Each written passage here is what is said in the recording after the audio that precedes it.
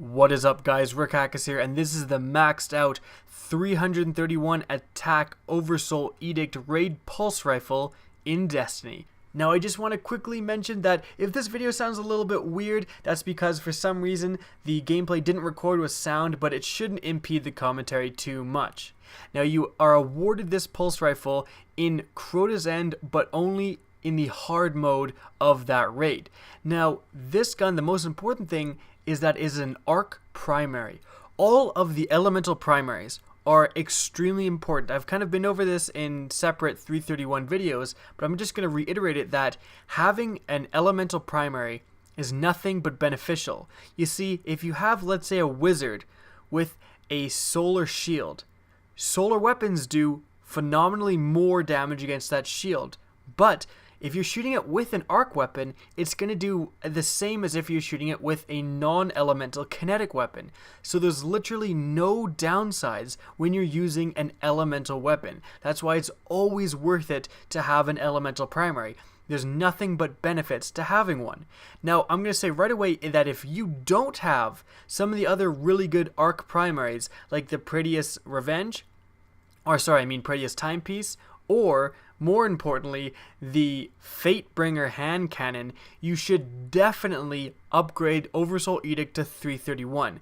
Having an elemental primary of each different element is extremely important, and arc seems to be kind of the most rare right now. The only other arc primary that I can think of, other ones I just mentioned, is the Necrochasm, which is very difficult to get for most people. So again, if the Oversoul Edict is your only arc primary, I would 100% recommend quickly upgrading it to 331. You're going to thank me every time there is an arc burn in the Nightfall. But what about for people who already have good arc primaries?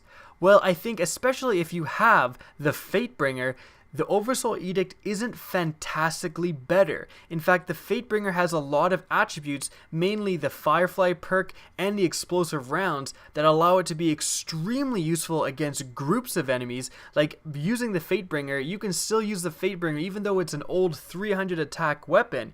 You can use a Fatebringer on the Crota's End raid on hard in the beginning part. That's how useful it is against groups of enemies. Shooting multiple Thrall and damaging multiple Thrall at once is fantastically good. Now, the Oversoul Edict doesn't really have this kind of explosive multiple damage capabilities. And actually, statistically, there's only a 13% damage bonus between a 300 attack weapon and a 331 attack weapon. Now, because the Fatebringer is just so good, I can see people who have a 300 attack Fatebringer holding off on upgrading the Oversoul Edict, and I think that's reasonable. There's nothing outrageously overpowered about the Oversoul Edict. It is a very good arc pulse rifle, but that's it. Nothing about it really screams overpowered or screams endgame content.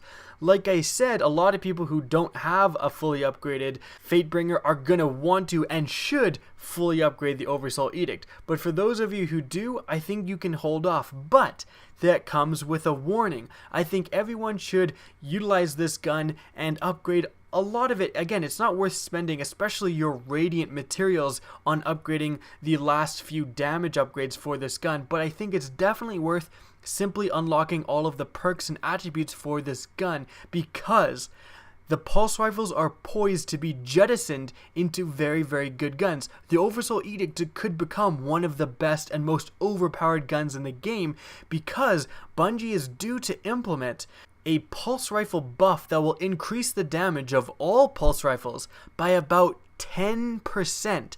So the Oversoul Edict, which is already a very good gun, like I've said, is going to become 10% better.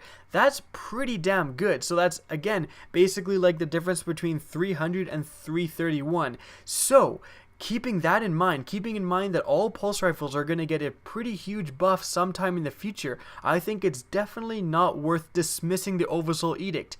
Use it, level it up, maybe don't utilize your radiant materials right now, but keep them ready, because again, with this buff, the Oversoul Edict could possibly be propelled into one of the best guns in the game. That is it for the video. I hope you guys enjoyed. Please remember to rate, comment, and subscribe for more Destiny content, and as always, have a good day.